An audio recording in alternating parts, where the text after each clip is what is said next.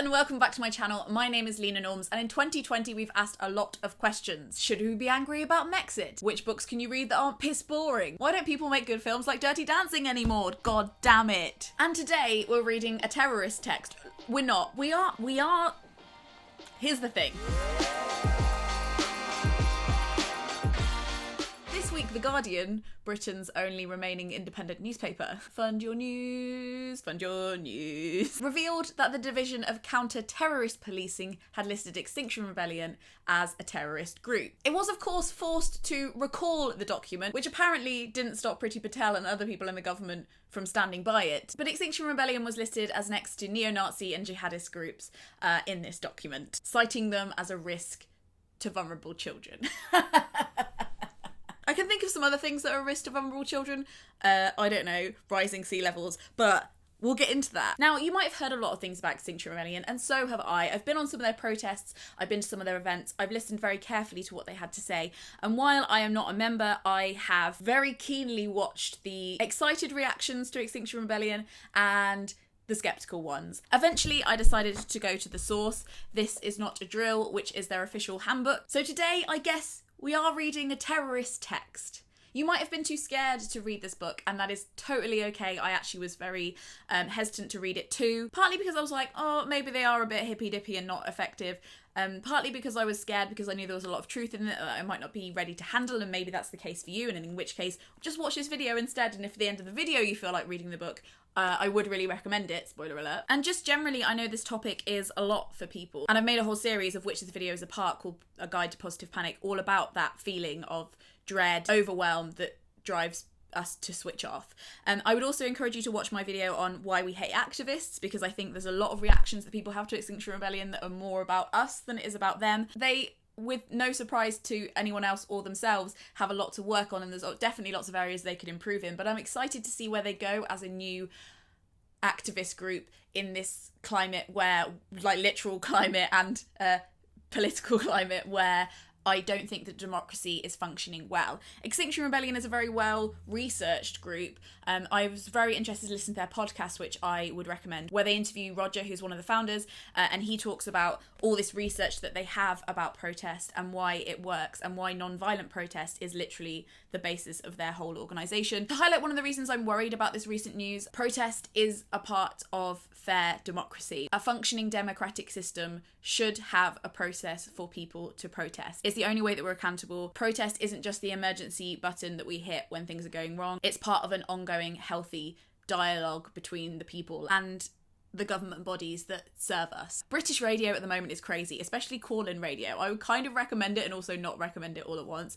But I was listening to people call into the James O'Brien show on LBC. I'll link the show below. And a lot of them were saying, like, look, yeah, they're not violent, like, physically, but it's an act of violence to block a road or to block a bridge. And I understand that it's inconvenient for people. James O'Brien makes a good point that often with councils, and particularly giving some examples of London councils, because of fights between councils, because of funding, because of disorganisation and incompetence, lots of roads and bridges have been blocked in London recently that has stopped people being able to cross them. Yes, in lots of instances it might be unfair, it might be impractical, illogical, but is it an act of terror?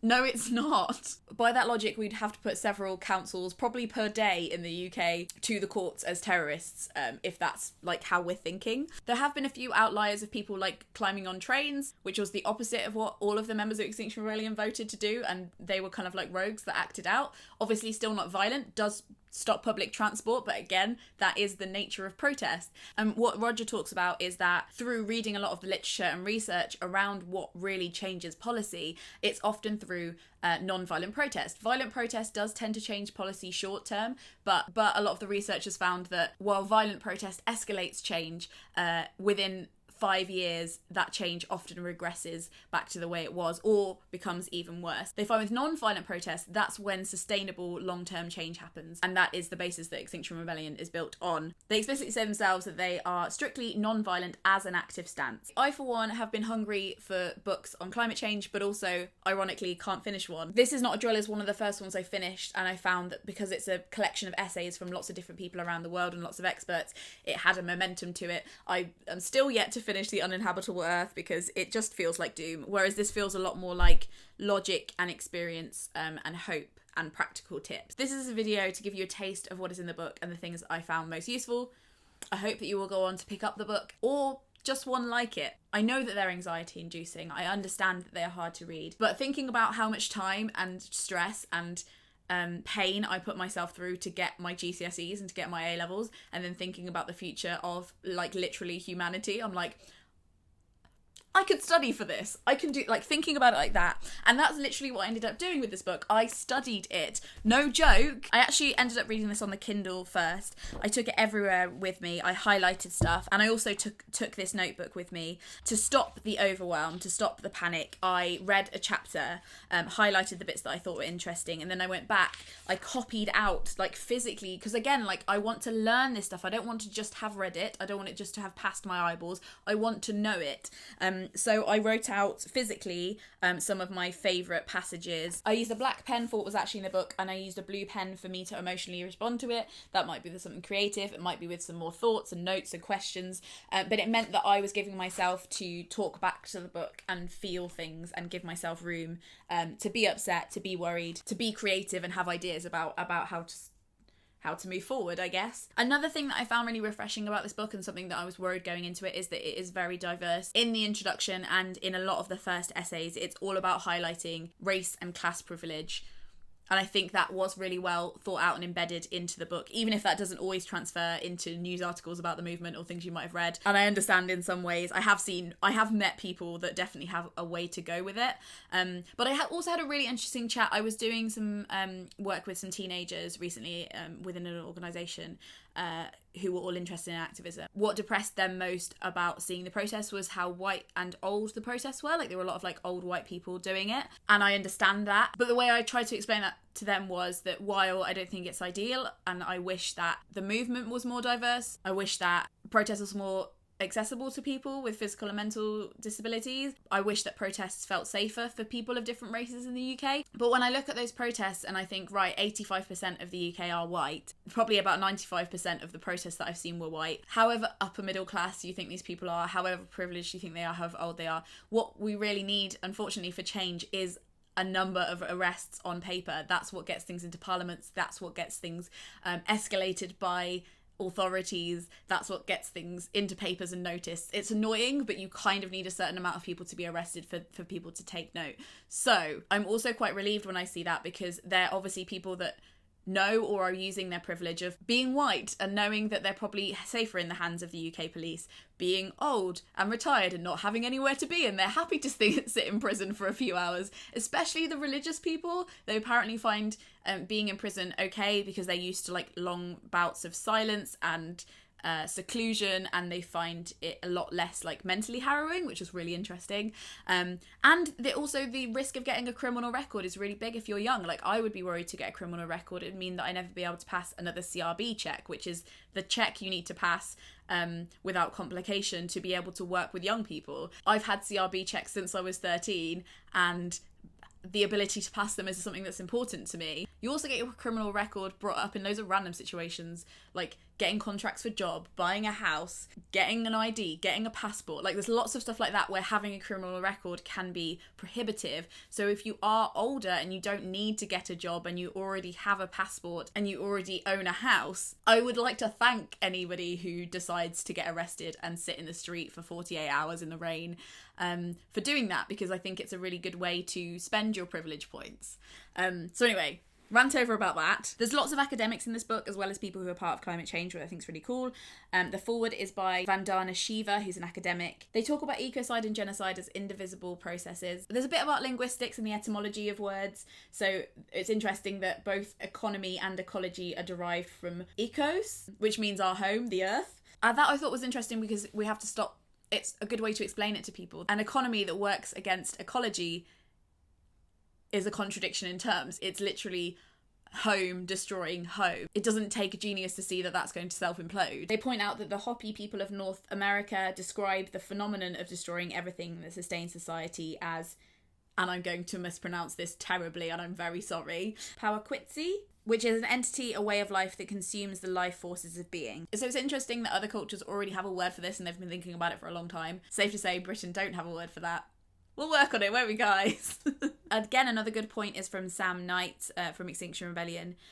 He says, the majority of the world needs no lectures from us. They have been on the front line of this struggle for centuries, and we do not presume to tell them how to stage a rebellion. We act in solidarity with them in their struggle, and we bow to their experience and wisdom. After all, this is a movement led by Indigenous communities and those in the majority world. Before we get into more of the facts, this is a line that really stuck with me, and I kind of want to paste everywhere. I did a post recently talking about not knowing how to talk about this with people and having it on my mind all the time behind my eyelids whenever I'm not thinking about anything else, and not knowing how to communicate to people about that, and not knowing who it's appropriate to talk to about that either.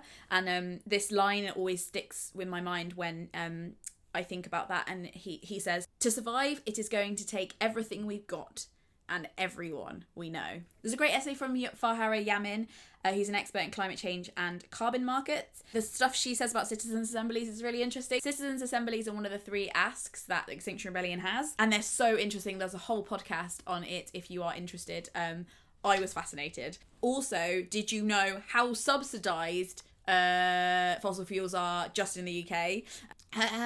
Official estimates of the financial support to fossil fuels are between 370 billion and 620 billion over the period of 2010 to 2015, with the UK spending 10.5 billion a year, making the UK the biggest fossil fuel subsidiser in the world. And then my note next to it just says, shooketh. That's fucked up. And I think also it's interesting to be like, no, we need fossil fuels to keep the economy going. The fossil fuels are profitable. So that's a really interesting number that I try and remember when people talk about how fossil fuels are really profitable and how they keep our economy going and how we need them. I'm like, actually, we really subsidise them quite heavily. They make no actual sense on paper. It's also interesting her comments on how the Syrian war has been linked to climate change. So 2006 to 2011 was the worst term drought and crop failure ever in their history, and it resulted in social instability and amplified the political factors that led to war. And it shows that how so many political topics that we talk about in everyday life are really linked to climate change, and that is kind of erased from the way that's reported, because that's the first time I've ever read about that. This is another really interesting one that I'm trying to remember that I can reel off. Professor William J. Ripple and Nicholas Hootman are scientists, and they wrote one of the essays in this. When we talk about how much evidence is there for climate change, a lot. And it's good to be equipped with that evidence, I think. So in 1992, when I was 2 years old, there was something called World Scientists' Warning to Humanity. That was issued by the UCS. It was co-signed by 1,700 scientists, including the majority of living Nobel laureates of the sciences. That's something that anyone can understand. And also when people go, oh, new news, sorry we didn't do anything about this sooner. I'm like, bitch! When I was watching Thomas the Tank Engine and learning how to grow bones in my mouth, you had this, you got this email. The government got this memo, trust me, they knew.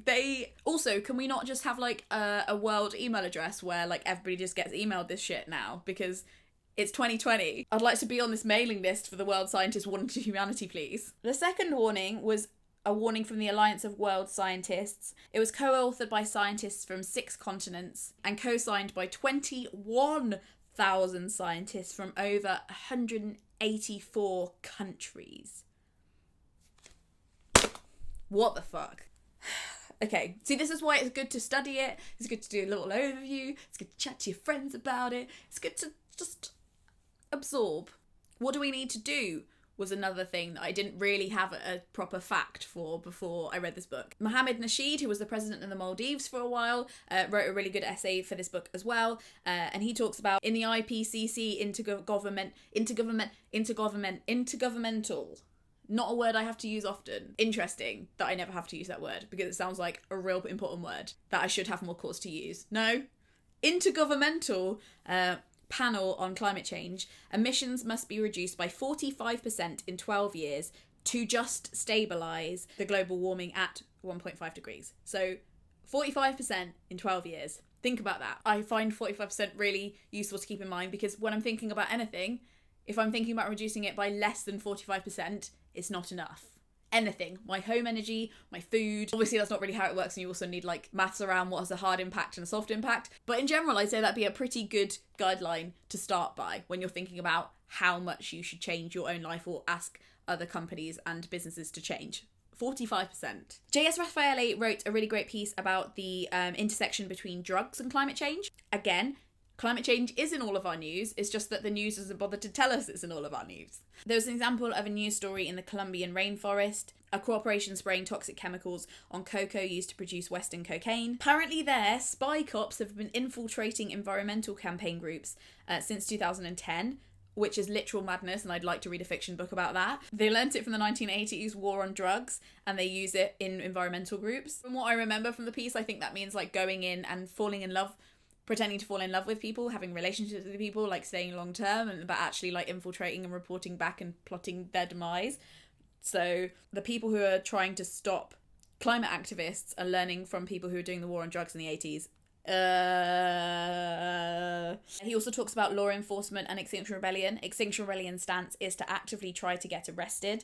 Again, I would recommend listening to the podcast that I'll link below about why. He talks about Robert Peel's founding principle, the police are the community and the community are the police, and trying to remind the police of that and what their real responsibilities are and to whom. He talks about blame and who we blame and the police and the middle classes and stuff.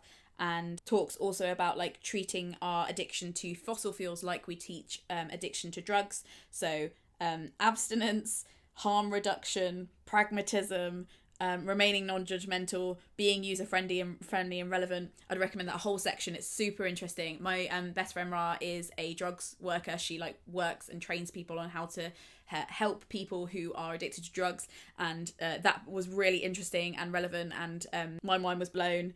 Also, I love this line from this essay: those who created the problems will try and make them yours to solve. Do not let them. Love it. So useful. Need to stick that up somewhere. Another interesting inclusion in this collection was from an anonymous firefighter in California. I think what's nice about this book is that it includes experiences and emotive responses to things as well as facts. And while it doesn't mix the emotion with the facts, like the facts are very clear and they don't include a lot of emotive language around the facts, I noticed, which is really good and good reporting.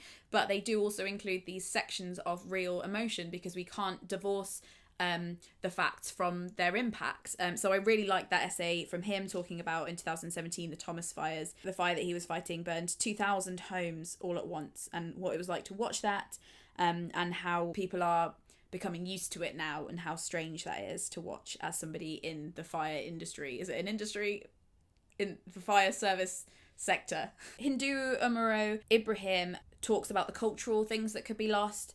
I love this quote: all knowledge that is lost, every ancestor that goes out, is a book that burns or a library that disappears. Fuck. So helping us come to terms with the cultural impact of losing things being burnt down, things being lost. He talks about the importance of Indigenous people again in the movement, and saying they do not want to be silent victims of climate change. They are ready to share their traditional knowledge and to reteach humankind how to live in harmony with nature, which is a really cool thing as well. I think it's really important that a lot of the ways that we can live, we don't need to reinvent the fucking wheel. Do you know what I mean? Like, we as humankind used to know this, and they've been particularly preserved with Indigenous communities that we should honour and learn from, and not just be like, don't worry, we'll just think about this for a while. Meanwhile, burning. This essay I would only recommend if you're feeling particularly mentally strong. It's from Douglas Rushkoff. He writes about how he was invited to a deluxe private resort to deliver a keynote on the future of technology. What actually happened was that he was ushered into a secret room to have a roundtable Q&A with 5 very, very like multi-billion-dollar wealthy men, all of whom just wanted to know how to protect themselves from the climate crisis using technology. They all believe it. They just don't want to tell you that they do. So they wanted to know about robo-guards, which regions are best to buy property in, Bitcoin, underground bunkers, and how to protect them from poor people trying to get in. The question of how will you make servants or employees faithful once there is no money to pay them. So that was interesting to hear all about how the super rich all do really believe it and are talking about it amongst themselves. And planning self-preservation tactics behind closed doors. Cool. Susie Orbach, we love her. I've written next to her, the feminist book woman. She wrote Fat as a Feminist issue, and I've read a lot of her essays. She's really great. She wrote a really moving essay on climate sorrow for this collection, that we have mechanisms of denial that are built inside us. We participate in activities that are often against our self-interest, and that can be on a micro level, like things we do every day, but also on a macro level, as communities, as countries, we self-destruct as part of our mental makeup, and how to fight that. Also, how it intersects with feminism, which I thought was really interesting and I'd like to learn more on. The feminist movement taught us that speaking with one another allows truth to enter and hold together. In creating space to talk, we transform our isolation. And although we have not focused our energy on issues of extinction, we need to do so now. She talks about what we learn from the feminist movement and how we can apply that to climate. And then also, this is my favourite probably paragraph ever. Facing feelings is not a substitute for political action, nor is it a distraction from action. Feelings are an important feature of political activity. Would recommend you feel feelings, guys. I am trying to allow myself to. Acknowledging our feelings to ourselves, to one another, makes us more robust. We need to mourn and organise. It should not be one or the other. Professor Jem Bendel talks about how the IPCC report, which is the whole thing that is in the news and we've all been panicking about, is probably horribly underestimated just because of the safeguards that are built into good scientific practice. It's also kind of by its nature outdated data. So in 2007 they said that an ice-free Antarctic was possible by 2100, if you can even imagine that year.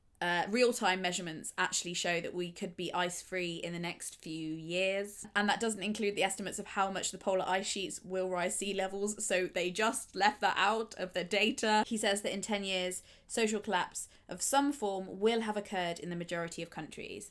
Again, that's pretty hard to hear, pretty hard to absorb. I don't think I have yet.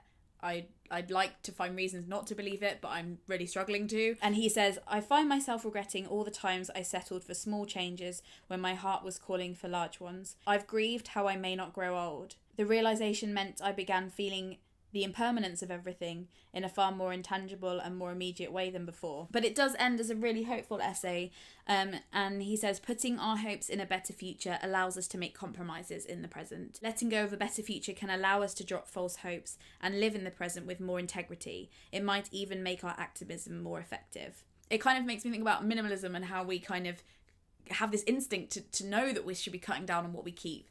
Maybe we misguidedly put that in the wrong place in our heads. He talks about how do we keep what we really want to keep, what are the most important things, and how do we make them a huge priority. And I don't just mean morning pages are important to me, so I'm going to get up at 4 a.m. And I don't just mean I should see my friends more. I mean what's really important to you? What's really important to us? How do we strip everything else out of the way? How time is such a limited commodity. How do we start acting like that? And he talks about that on a wider scale. Governments need to ensure we have electronic means of payment outside of private banking systems so that we can continue in the event of a financial collapse. I'd never thought about asking my MP that.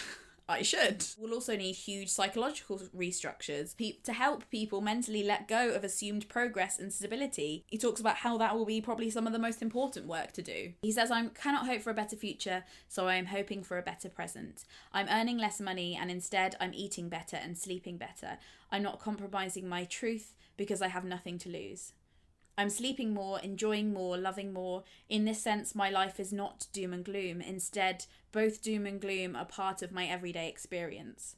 I found that really powerful and definitely shifted my life a little bit and continues to. To end, I think I'm going to talk about the essay from Douglas Hine, just because that was a lot of information and I don't want to make this too long. I just wanted to give you some highlights of things that I found interesting and helpful. He quotes Kevin Anderson, who spoke at a climate conference he was at. Kevin Anderson used to build oil rigs for a living, and now he's part of the climate change research body. He talks about instances, for positive or negative, where things have happened recently that have seemed impossible and yet are possible. The bank crash, the Arab Spring, Trump. These times, and he said, these times in which impossible things happen, things which all sensible voices, whose job it is to tell us how the world works, were busy telling us it couldn't happen until it did. And in this there lies a dark vein of hope. He talks about participating as citizens, not just as consumers, not waiting for things to be sold to us or given to us and made available to us, but to be active. Okay, and I'm just going to read out one. I'm not going to read out all the personal notes I made in this about this, but here's one thing I wrote as a response to that. I said, I guess when it comes to going to extremes, I have to ask myself, is what we face as important as what the suffragettes fought for? If I truly look up to them, what am I waiting for? No one is going to give me the go-ahead, the nod, the direct command.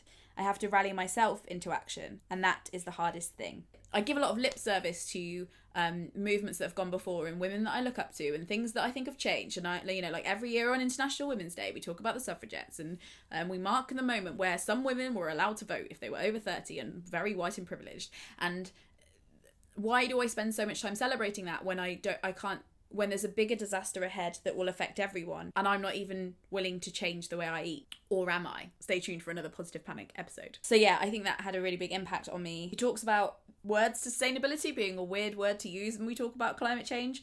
It's not the right one. It implies that we need to sustain the way things are. Wind turbines and electric cars, things that we're used to using, when actually what we really need is total change. And then I wrote, business as usual will kill us all. Great one, Lena. Good one. Hate you and love you at the same time. And lastly from him, talk to everybody and make assumptions about nobody. In conclusion, after all of this research, using my ears to listen to the podcast, in the public events that I've attended, in the public protests that I've gone to with Extinction Rebellion, are they terrorists? No. We should be careful about that word. Should we be, in all instances, very, very careful of who uses the word terrorist, in what context, and towards whom? Yes. Am I a paid up member of Extinction Rebellion? No. Are Extinction Rebellion the only answer to climate change? No. But they are definitely one of them. If you don't feel comfortable with joining Extinction Rebellion, I would recommend not just being like, well, I don't really like the way they do it, so I'm just not going to do anything at all. If you don't like the way they're doing it, but you believe the facts from the scientists that I just talked about, please go and find another way to do that in a better way that you think is important.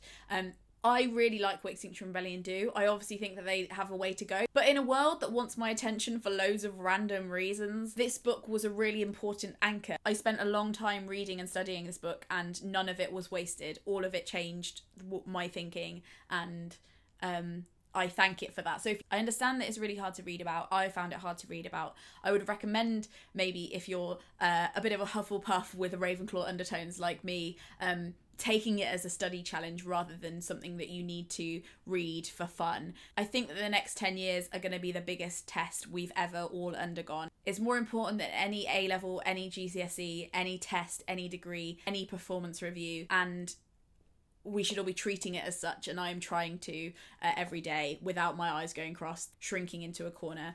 If you're panicking about the climate, don't bottle that up.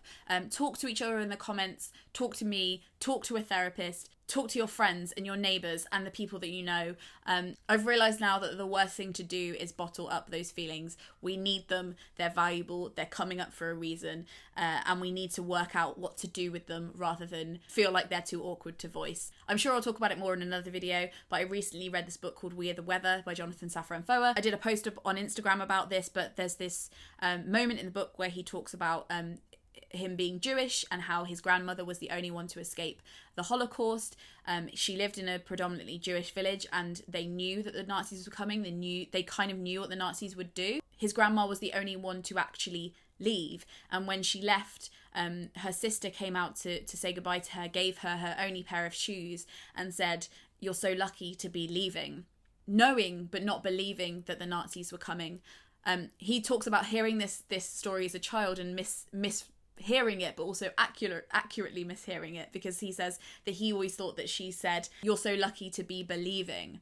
And he talks about how that's kind of accurate as well, that he feels like the reason a lot of people didn't leave that village is because it was so, they couldn't compute the size of it. It was so different from anything else that had happened before. And it's hard to believe when you're warned about something that it is something that isn't just the size of something that has come and gone in ages past, something that we recognise that comes in waves. So when you read about climate change and the things that are happening, something that helps me is to think, I am so lucky that I actually believe this, and it's so hard to believe and it's really upsetting, but it's also so much better and long-term, less self-deceptive to allow yourself to believe something and not just like know it in your head, but really believe it, because that's what leads to action, real reaction. And the more I change my life around this, the calmer I actually feel, because I know there's a sense of personal integrity that I think is a really good balm for worry and doom, knowing that you're moving towards a place where you're doing what you can